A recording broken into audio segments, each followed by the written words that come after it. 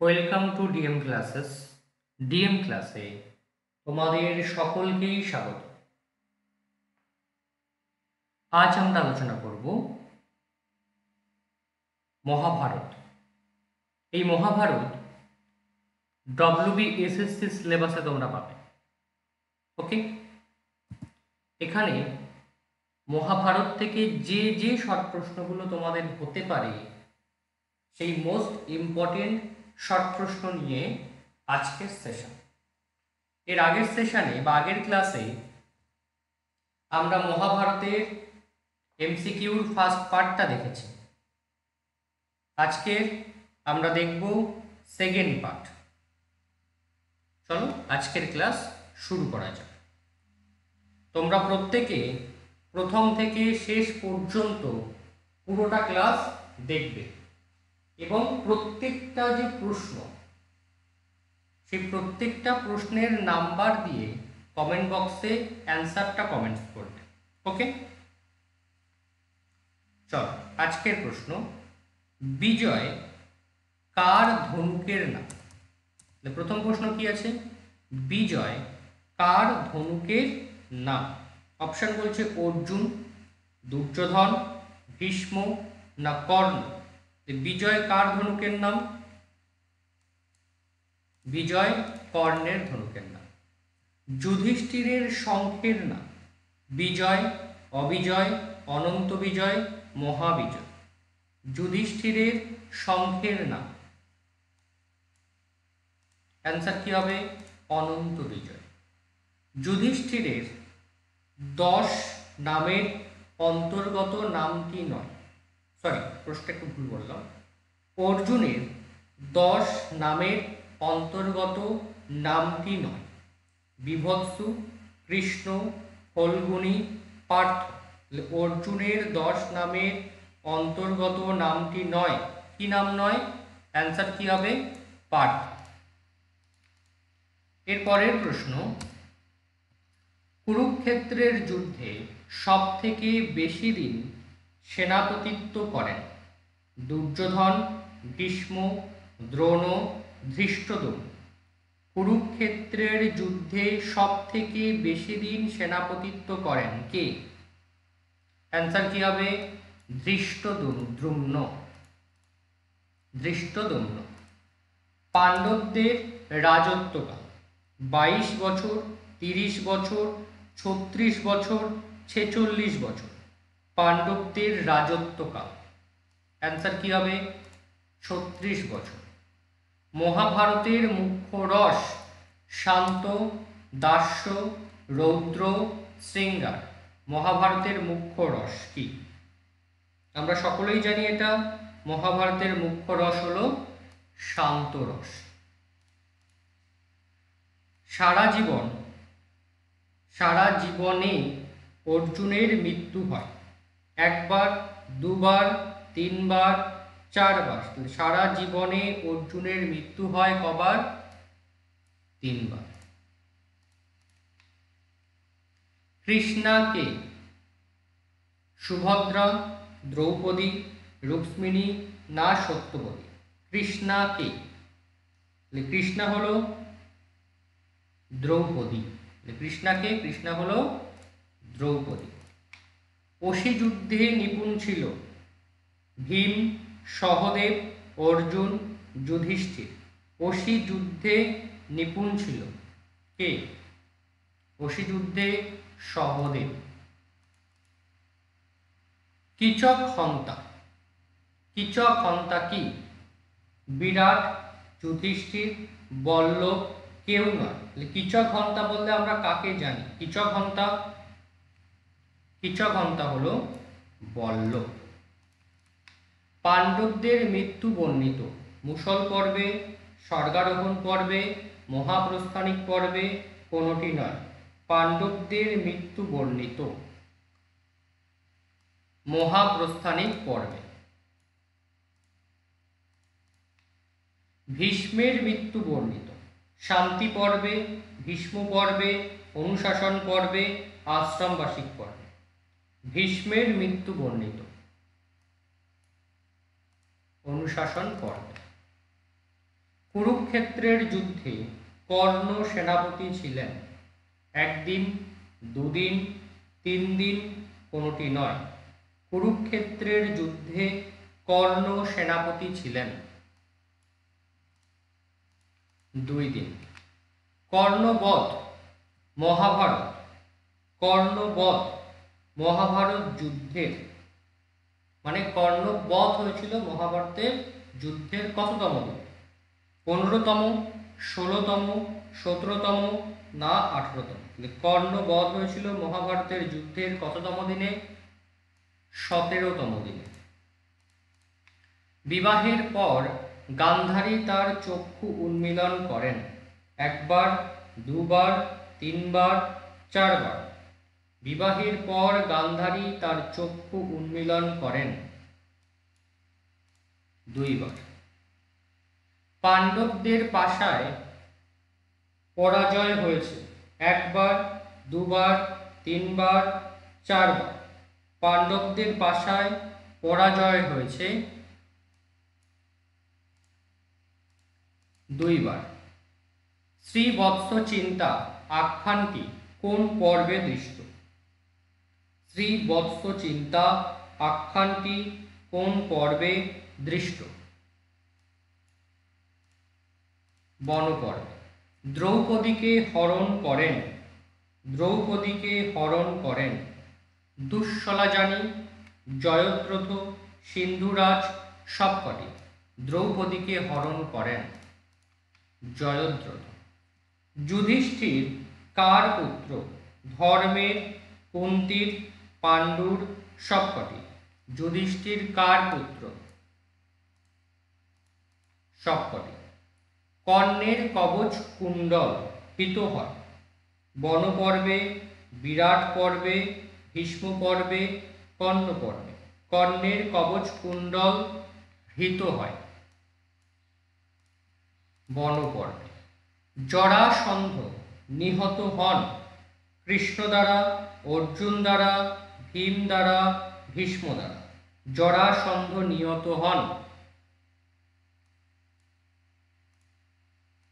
ভীম দ্বারা। কুরুক্ষেত্রের যুদ্ধে শ্রীকৃষ্ণ যে অস্ত্র ধারণ করেন সেটি গদা, রাধাচক্র, রথচক্র, ধনুস্বর। কুরুক্ষেত্রের যুদ্ধে শ্রীকৃষ্ণ যে অস্ত্র ধারণ করেন সেটি হল রথচক্র। মহাভারত কি সাহিত্যিক মহাকাব্য, কলাত্মক মহাকাব্য, গীতিকাব্য না কোনোটি নয়? মহাভারত সাহিত্যিক মহাকাব্য। পাণ্ডবদের বনবাসের কাহিনী বর্ণিত বনপর্বে, অরণ্য পর্বে, বনকাণ্ডে, অরণ্যকাণ্ডে। পাণ্ডবদের বনবাসের কাহিনী বর্ণিত বনপর্বে। কীচকবধ বর্ণিত বিরাট পর্বে, ভীষ্ম পর্বে, উদ্যোগ পর্বে, কর্ণ পর্বে। কীচকবধ বর্ণিত বিরাট পর্বে। ব্যাসের পিতামহ শক্তি,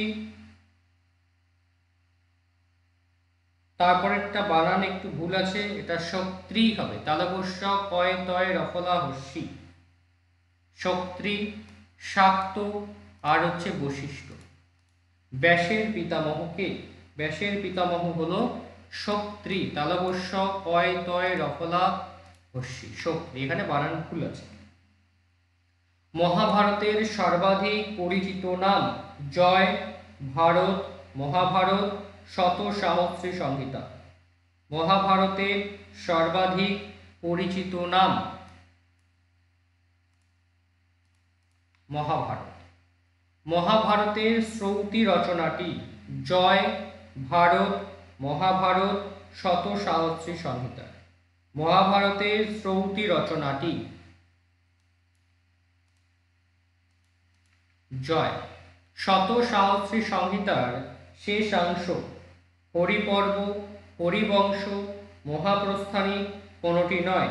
শত সাহস্রী সংহিতার শেষ অংশ